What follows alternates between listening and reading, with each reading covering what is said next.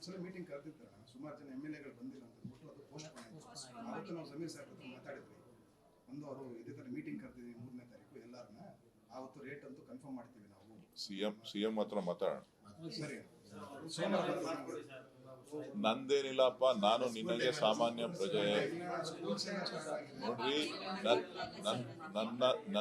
ನನ್ನ ಧ್ವನಿ ಇಲ್ಲ, ನಾನು ನಿಮಗೆ ಸಾಮಾನ್ಯ ವ್ಯಕ್ತಿ.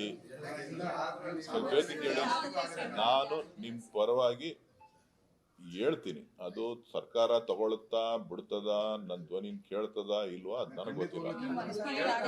ಇವಾಗ ನೋಡ್ರಿ, ನಾನು ಸರಿ ಇಲ್ಲ ಅಂತೇಳಿ ನನ್ನ ಕ್ಷೇತ್ರದ ಜನ ರಿಜೆಕ್ಟ್ ಮಾಡಿದ್ದಾರೆ.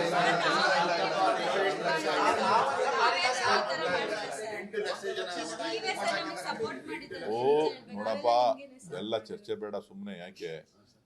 ನಿಮ್ ಪರವಾಗಿ ಹೇಳ್ತೀನಿ, ನನ್ನ ಧ್ವನಿ ಮೊದ್ಲನಷ್ಟು ಜೋರಾಗೆ ಇರೋದಿಲ್ಲ ಅಷ್ಟೇ.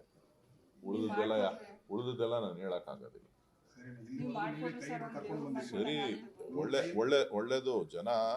ಜನ ಬದಲಾವಣೆಯನ್ನ ಬಯಸ್ತಾರೆ. ನೀವು ದಿನ ಒಂದೇ ಊಟ ಮಾಡಲ್ಲ, ಹಂಗೆ ಜನ ಒಂದೊಂದನ್ನ ದಿನ ಪ್ರತಿನಿತ್ಯ ಒಂದೊಂದನ್ನ ಬೇರೆ ದಿನ ಜನ ಬದಲಾವಣೆಯನ್ನ ಬಯಸ್ತಾ ಇರ್ತಾರೆ.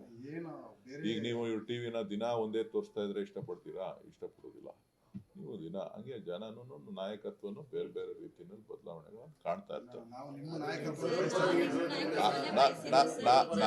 ನಾನೊಬ್ಬ ನೀವು ಸಾಮಾನ್ಯ ವ್ಯಕ್ತಿಯಾಗಿ ಬಂದು ನಿಮ್ ಪರವಾಗಿ ನಾನು ಮಾತಾಡ್ತೀನಿ.